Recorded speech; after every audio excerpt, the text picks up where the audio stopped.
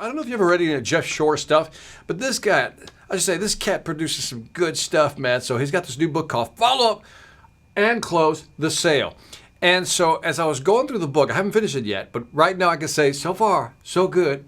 I'm recommending it. I mean, this two-part was just brilliant the way he did this. He goes, so why don't you fill in the blank? I'm going to explain that. And in the meantime, I'll do this. In other words, so why don't you do this? And then I'll do this. Now let me give you the script. So you'll say something like this. All right, I can certainly understand that. So why don't you go ahead and speak with your boss or purchasing and discuss what you'd like to do. In the meantime, what I'll do is I'll take a look at our inventory availability, schedule, payment, whatever it may be, and see what we can do for you. Now, what Jeff is talking about here is powerful because what he just did is what you would find like in the Challenger sale, which is he took control of the conversation. He got an objection.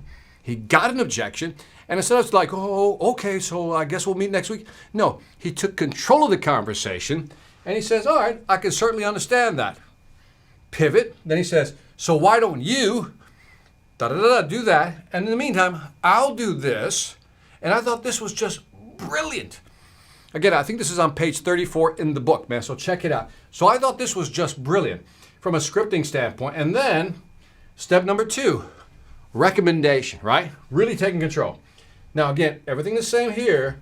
Then he says, so let's do this. Why don't we reschedule for Tuesday of next week? Question, right? And you wait for the yes or no. How does 2 p.m. sound to you? So now let's look at this whole script. This is really a brilliant script here. Okay? As far as the structure, I added, these, by the way, these are my words I threw in there. They're not in the book, but the structure is what you find in that book. He says, all right, I can certainly understand. I need to talk to purchasing. All right, I can certainly understand that. Why don't you do this? Why don't you go ahead and figure it out with that? And then why don't I go ahead and figure out what I need to do? And then, so let's do this. And that phrase, that's his pivot phrase. That's Jeff Shore's pivot phrase. He says, let's do this. And I love that because it's simple, right? Well, let's do this. Why don't we go ahead and reschedule for next Tuesday, same time, same station. How does that work for you? Now, notice what just happened here. Because a lot of times people say, well, you know what, let me talk to purchasing and we'll get together again. We'll get back together again next week or something like that. And sometimes, salespeople just don't take control of the conversation. This is one way of taking control of the conversation. So just by saying, you do this, in the meantime, I'll do this. So let's go ahead and do this. Let's go ahead and reschedule for next Tuesday and get it on the calendar. Oh, it's so simple. But notice the power in taking control of that conversation. Man, I don't know if you like that, but I thought that was beautiful. So anyway, even Pete thinks it's beautiful. My man, Pete says it's beautiful. I think it is, right? Big up to Jeff Shore, man. In fact, I got some sound effects, so I'm just going to have to give Jeff an applause right now.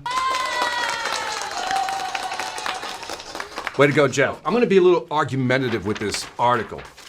I'm going to come up with a new phrase. I'm going to coin a new phrase right now. This is it. You're about to hear this phrase for the first time. Yes, I created a new phrase that I think should be used from this moment on. I don't think first impressions matter. I said it. First impressions don't matter. What does matter, and I'm going to give it a phrase. I'm going to give it a phrase. You tell me if you agree with my phrase. Don't judge me yet. Just hold on. I'm going to call this the final. I'm going to call it the final first impression. That's right. I'm coining this phrase. This is the new phrase I am coining. The final first impression. Made that up. Because as I was reading the article, I said, that doesn't, it's not the first impression, it's the final first impression. Now again, if you agree with me, hit me with a 1. Let me go through the explanation. Because in the final first expression, the thing is, you can meet somebody. We've all had this experience. Now look, you can meet somebody for the first time and you can look at them. Has this ever happened to you? You just meet somebody, and in your head you go, I don't like him, right? I don't like her, right? Something just triggers you, right? You go, I don't like this. Part of your brain goes, I don't like that person. We've all had the experience. That person, somewhere deep down in your memory, somewhere back there in your memory bank, reminds you of somebody that you don't like. And that's why you meet it. You're like, I don't like this person. But then they start talking. And then they keep talking, then they're exchanging ideas. And then you find out that you have something in common with them. So then this conversation that lasts not 30 seconds, it lasts, let's say, 10 minutes. In that 10 minutes, that person now has made an impression. And that's what I call the final first impression. Because it's not the impression you have going in. I get it. We all have to get a sense of what's going on, right? It's like when you walk into any new place, you go, okay, where's everything at, right? When you meet somebody for the first time, you're like, okay, what are you about, right? But what happens is, as you're having dialogue with this person, 10 minutes later, you're like, you know what? I think I kind of like this person. So I truly believe that there is something about a final first impression. It's not just we just met. Now, if it's a brief meeting and you only got 10 to 20, 30 seconds, well, that's what it is, right? But typically when we meet somebody and we have a little bit of time to talk to them, what we're trying to do is mold that final first impression. And I think, we don't talk about that enough, that it's not just the first 20, 30 seconds. Because eventually, if you keep talking to somebody, you realize, okay, this person knows. Have you ever met somebody who's really shy? Like, doesn't want to say anything. You first meet them, you're like, man, that person doesn't talk for anything. But then you get into a one-on-one conversation with them and they just can't shut up. And then you realize how much they know. I was watching an interview. I was going down, you ever go down a YouTube rabbit hole? Do you know what I'm talking about, a YouTube rabbit hole? A YouTube rabbit hole is you start clicking on links and you wind up on a topic you never even intended to actually be in. And so I got to this topic about cybernetics, yeah, long story. Maybe it's another live stream. But I went down this rabbit hole of cybernetics.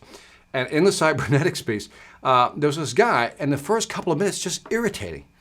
His style of interview was just irritating.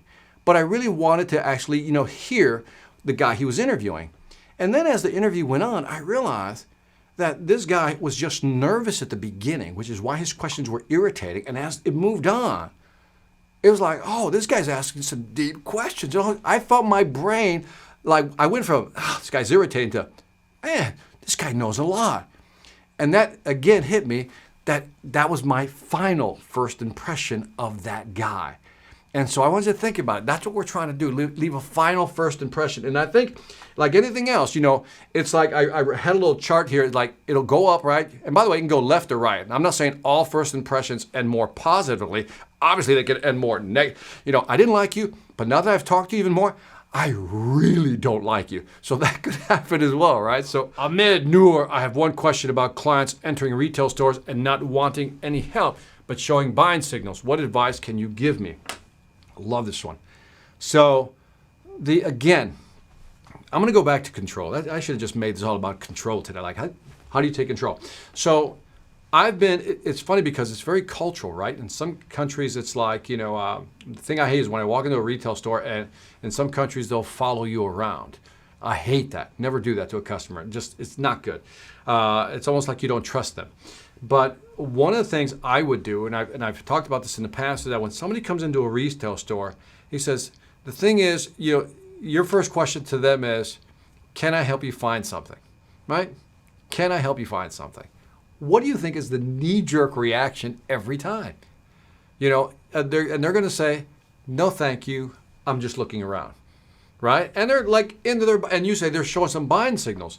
So what I want you to do is, now that's let's call that a negative attitude. Let's call that engaging. That's a negative attitude. No, thank you. I don't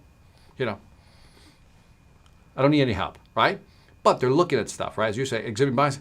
The thing is, you can control the emotional state in this way. So you come in, Ahmed, and I said, Ahmed, can I help you find something? He says, no, Victor. You just say, no, I'm just looking around. I said, well, great. I love people who come here to look around. Let me tell you what we got. Right over there, Ahmed, we got pants. In fact, we got some new pants in that you're going to love, da-da-da. Over there, we got some shirts, da-da-da-da. And just in case you're looking for a good deal right over here, this is the deal rack.